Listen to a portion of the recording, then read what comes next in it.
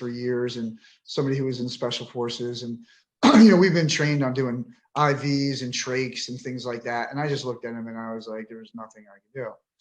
And within a couple seconds, the corpsmen were on him. They trached him. They gave him CPR, flew in a medevac helicopter, and they medevaced him. And the 4 other guys had shrapnel wounds, and he was out. And to answer your question, I had never experienced anything like that previously in my training and anything. So I was almost like in a state of shock for that 15 or 20 seconds until the corpsman pushed me out of the way.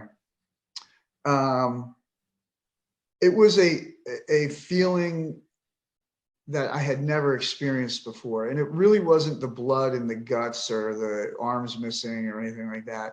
It was just this feeling of hopelessness, not being able to help him. And that was it. And then, as you know, that was compounded even worse by what had happened later on that day. And that was a feeling that, when you found out the picture fell down and you found out he was cheating on him with Ashley, right?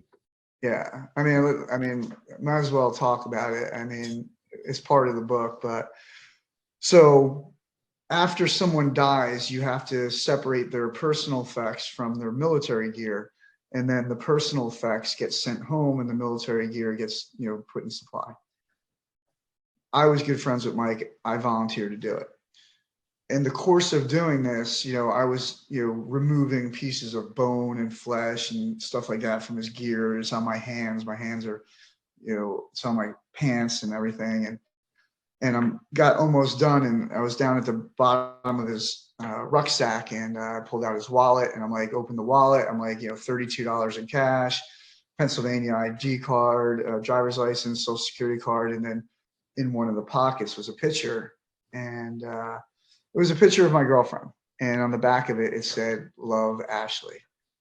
And if you can imagine in your mind that you just watched your friend blow up, and now here you are 3 hours later, and you just found out that he was hooking up with your girlfriend, you want to kill this person who is dead. And it's such a dichotomy in your brain. I mean, it was such a conundrum. You have all of this rage and hate, and you can't do anything. Yep. And you feel helpless. And now I will tell you that this experience pales in comparison to the way I felt the day I walked out of the courtroom when the judge gave full legal custody to my ex-wife. I can agree to that, man. That resonates with me 100%. From the worst traumas of my life, that court case was almost the exact same feeling.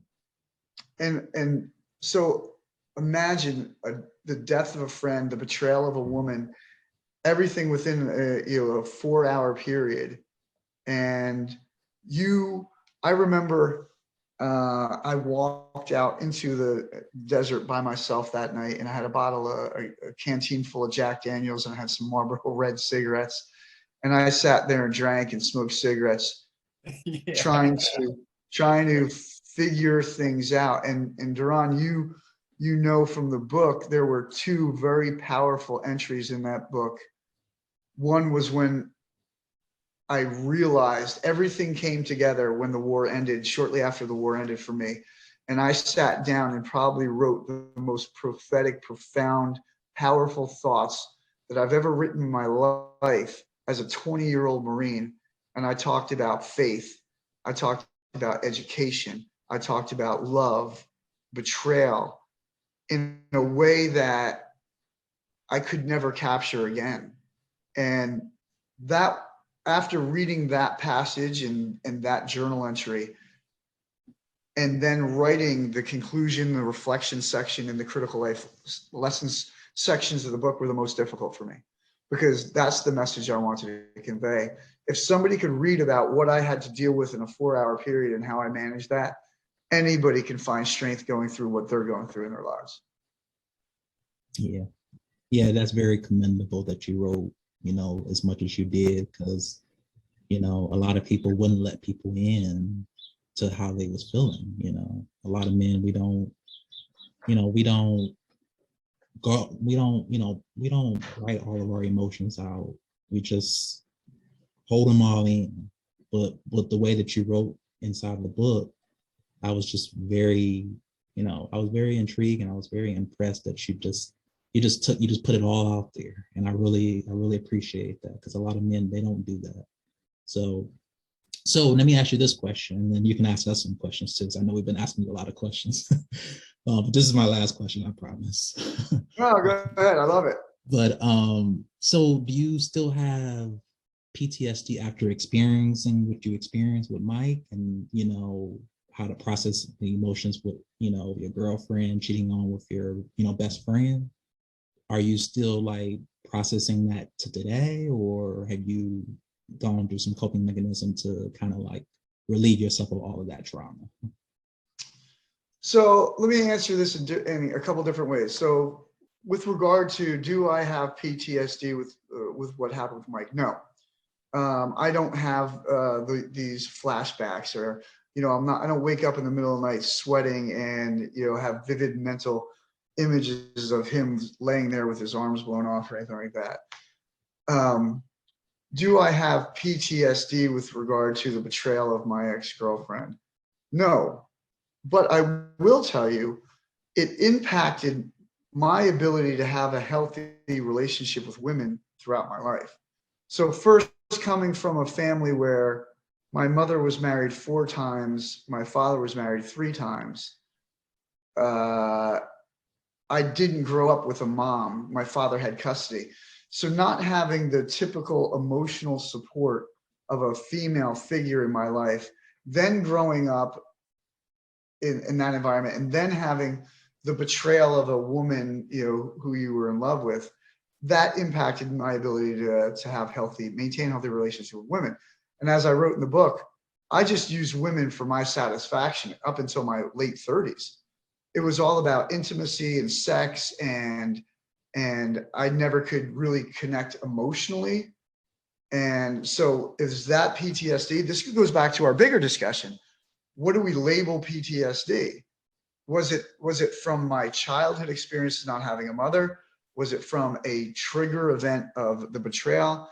What was it? So this is where we have to be very clear in our articulation of PTSD, our definition of it, and how we define it, but also how we manage it. It took me, even in my marriage, I didn't have this emotional connection I did. I dated a woman after my divorce and truly fell in love and truly had an emotional connection that I had not experienced in my marriage. Is this PTSD? I don't know. But this goes back to what we talked about. I was old enough in my life to understand it, recognize it. And now that's why am I so optimistic about life? Because I know I'm going to find a woman and I'm going to fall in love and I'm going to have a wonderful life.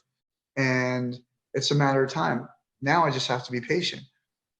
However, all of those things that happened in my life, do they haunt me? I don't know. Will they impact me? I don't know. But the only thing I can say is I'm self-aware enough to know they exist, which is half the battle. And that's half the battle. And it all goes back to the coping mechanisms too, of being able to deal with your different traumas and how you process things to that nature. Yeah. So what is some of the biggest coping mechanisms that you would say that you're dealing with? I know you don't have PTSD of certain things that happen. I kind of find it interesting that you really don't have it, with all the stuff that you've seen transpire in the war. But like, how are you dealing with it? Or do you just like do like mindful meditations? What are some of your ways that you're, not actively looking, thinking back to all of that stuff, like just trying to relieve yourself of all of that in a way? Yeah. So like I said, it's a spectrum. And like Chris, on a 1 to 10 scale, where do you rate yourself? An 8, a 6, a 4? Like for me, I rate myself like a 3, 4-ish, based upon what we're talking about. For other things, a 6, 7-ish.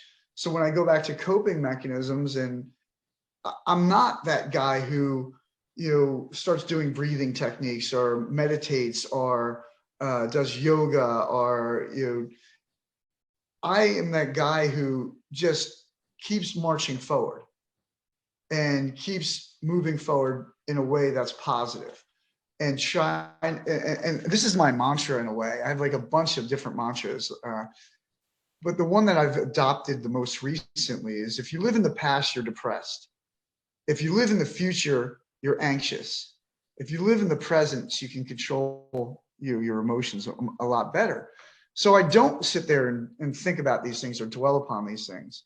And I try not to concern myself with what may happen in the future. And if I do recognize myself thinking about what's happening in the future that you can't control anyway, what I try to do is shape it in a positive way. So at the end of the day, what I'm doing is living in the present, and I'm just trying to, shape my future in the most positive way possible, and prepare for being reunited with my children, prepare for, the woman that I'm going to share my life with, and preparing for those things in a positive way. That's kind of the best answer I can give you. So, Chris, we kind of go bounce it back to you. What if men are struggling today with PTSD? What is some of like the coping mechanisms that you would recommend that they can do? Obviously, you can't recommend a lot because everything might not work for everybody. But what are some of the coping mechanisms that you think that maybe have worked for you? So for me, I think the biggest things that helped me was journaling.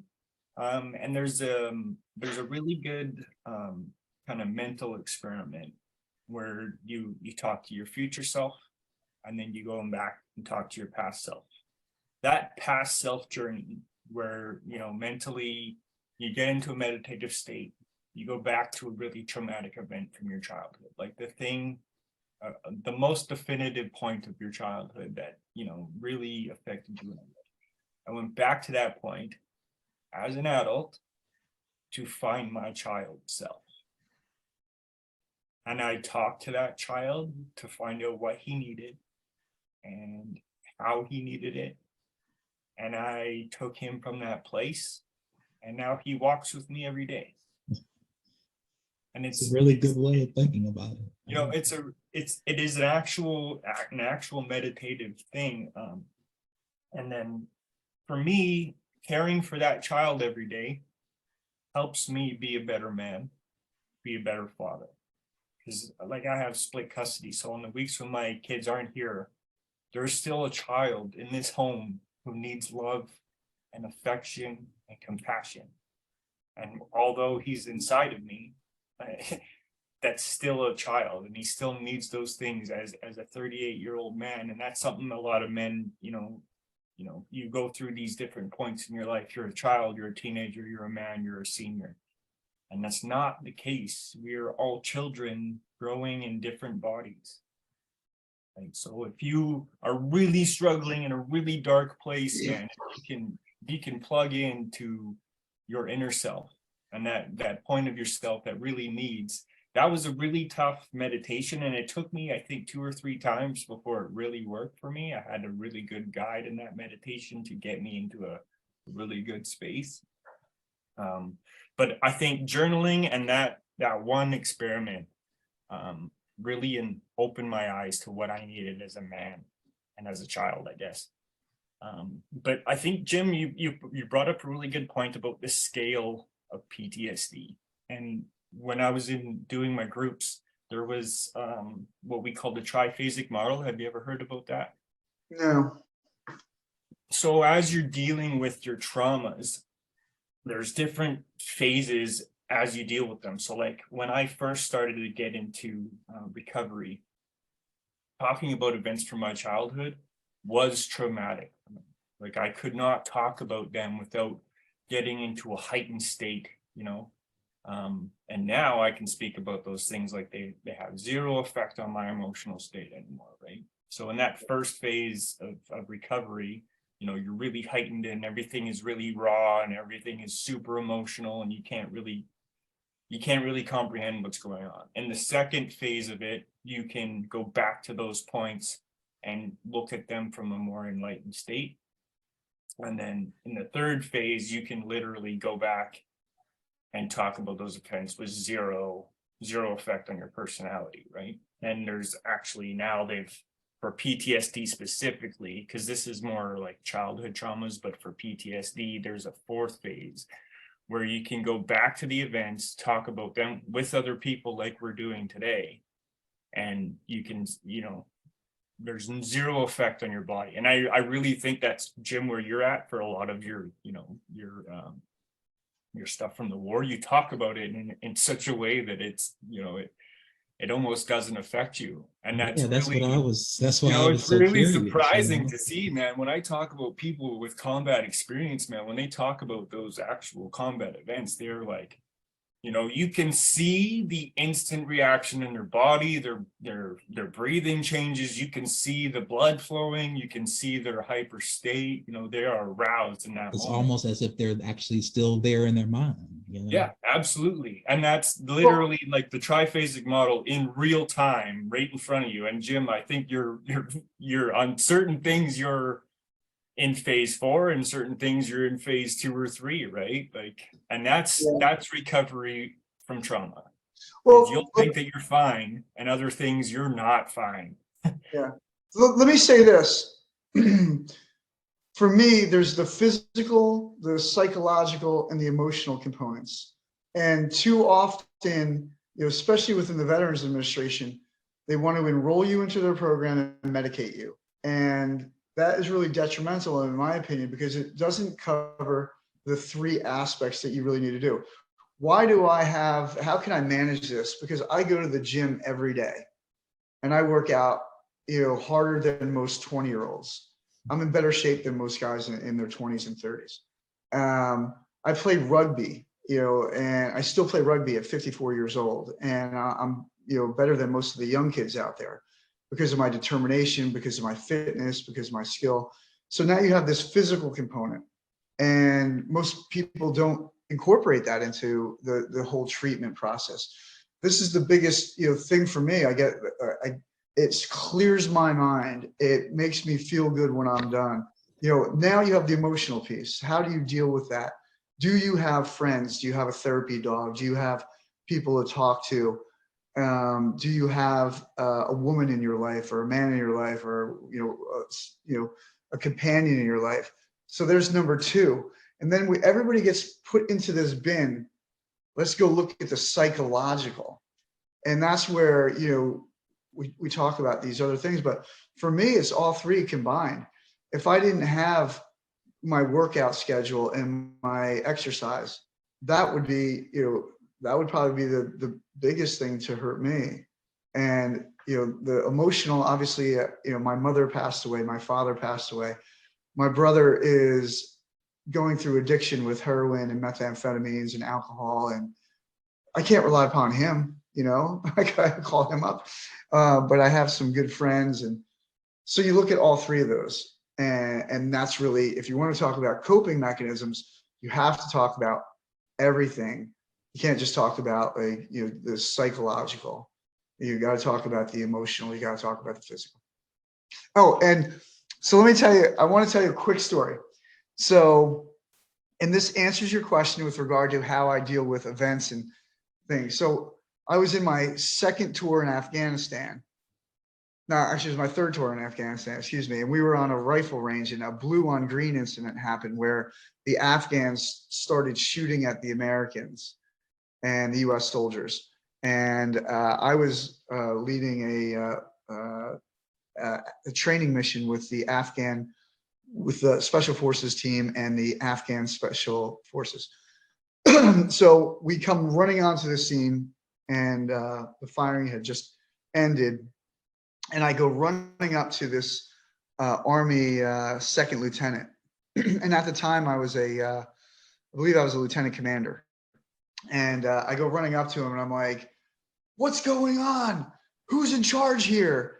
And he looks down and he sees my rank and he goes, "You are, sir." And I'm like, "What the hell?" So I literally was like, I guess I'm in charge, and so I separated the Afghans from the soldiers. We moved the injured guys over. There was 3 dead contractors. We separated everybody. We took the their rifles from them, and I speak Dari, so I was talking to the Afghan soldiers and directing everything, and it's pretty neat. But anyway, we got done and everything was secured, and we had to load the dead guys onto the ambulance and get them out. And this one contractor is a big dude. He was a big boy. He must have weighed like 260. And so I told the NCO, I get in the ambulance, and what I'm going to do is I'm going to be outside. When I say 3, we're going to lift this guy up. I'm going to press him up, and we're going to put him on the rack. And they're like, I'm like, he's like, "You're sure you can do it?" I'm like, "Yeah, I got it." This is when I was in my 20s, and I was a beast back then. I mean, I was actually my mid 30s, early 30s. I was just a beast. All I did was go to the gym and hook up. So anyway, I go, "All right, ready? On 3." I go 1, 2, 3. I'm like, "Rah!" I press this guy up, and I'm holding him and I'm getting ready to move it over. And the guy inside the ambulance, his end catches the lip of the thing, and this dude just the stretcher goes like this, and this dude just goes, "Rah!" And if you ever hear the expression "dead weight," it's true. Like a dead guy hit this metal floor of the ambulance, and the blood that was all on him just splattered all over my face in my uniform. So imagine this picture in your head. I'm standing there like at a scene out of Braveheart, like I'm Mel Gibson, and I have blood all over my face and neck and my camouflage top. And this like private goes, "Be careful, sir." Like, because he saw the dead guy fall. He's like, "Be careful, sir." And I turned around and I was like, "Are you fucking kidding me?" My face with the blood on it. And this guy, he just ran away. And like one of the special forces dudes was just laughing at me. And I was like, "What?" And he goes, "Go look in the mirror." And like I remember looking in the mirror, and I had just like blood all over me. So do I reminisce about those things? Do I have flashback? No. How do I deal with it? I deal with it. That was pretty fucking funny. I don't know if it's right or wrong, but that's the way I deal with it. It happened. It was fucked up. I look at it as something that, I can look back and laugh at, and then I move on. I don't want to get caught up and dwell on stuff. I want to move forward in my life. I don't want to look in the rearview mirror all the time.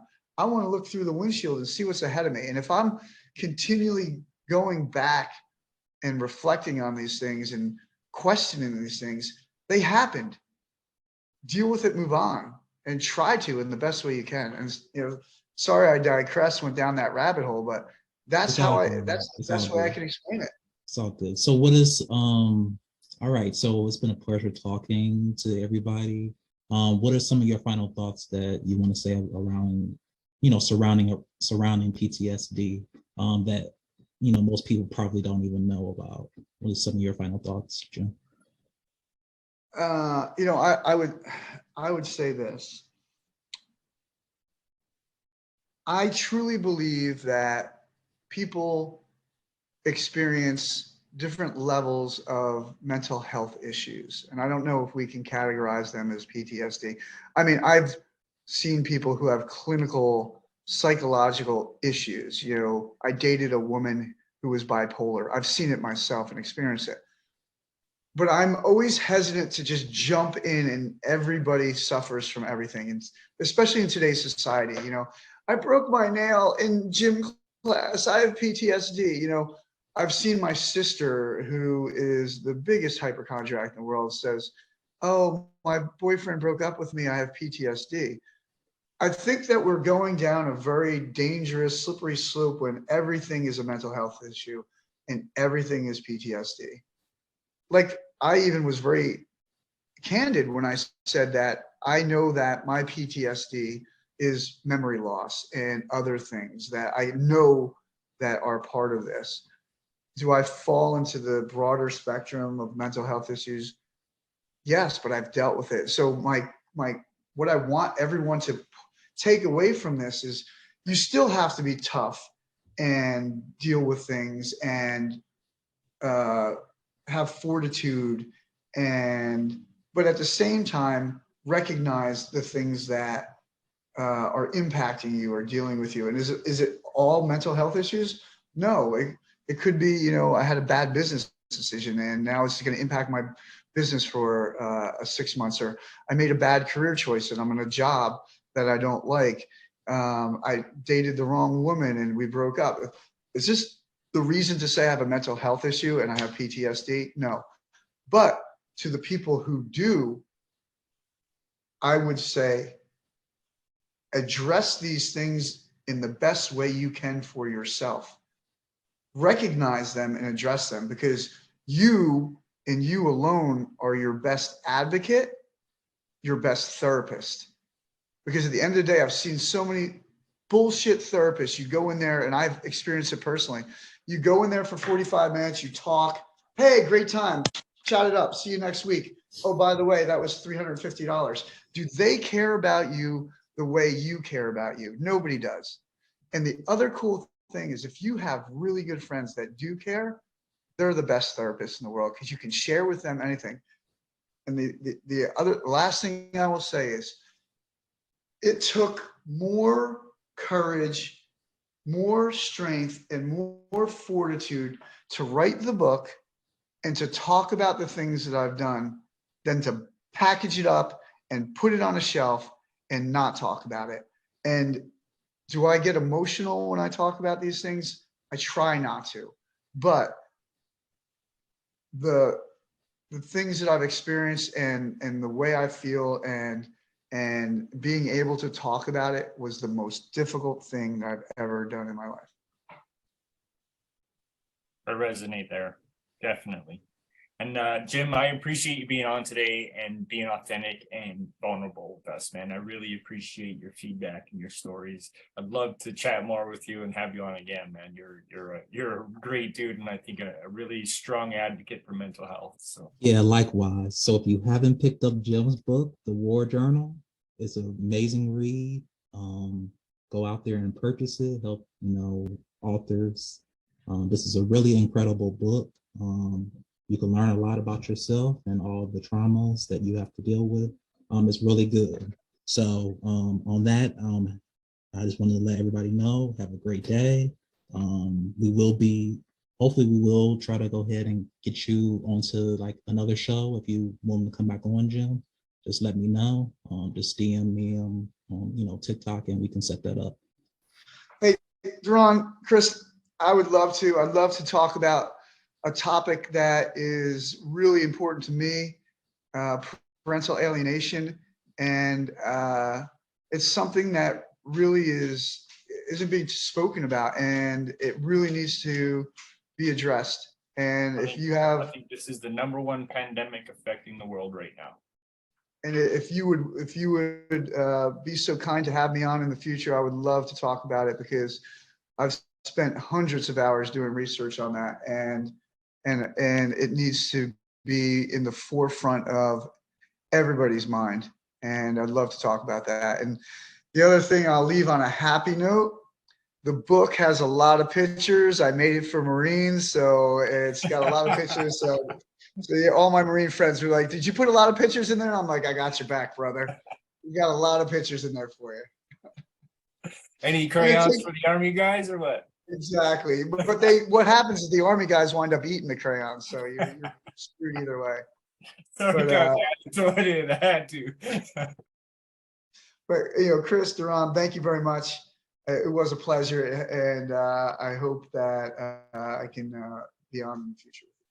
Yeah, we'll coordinate a time that works for both of us. So it's a nice pleasure talking to you. All right. Enjoy the rest of the weekend. Awesome, guys. Have a good one. Peace, brother.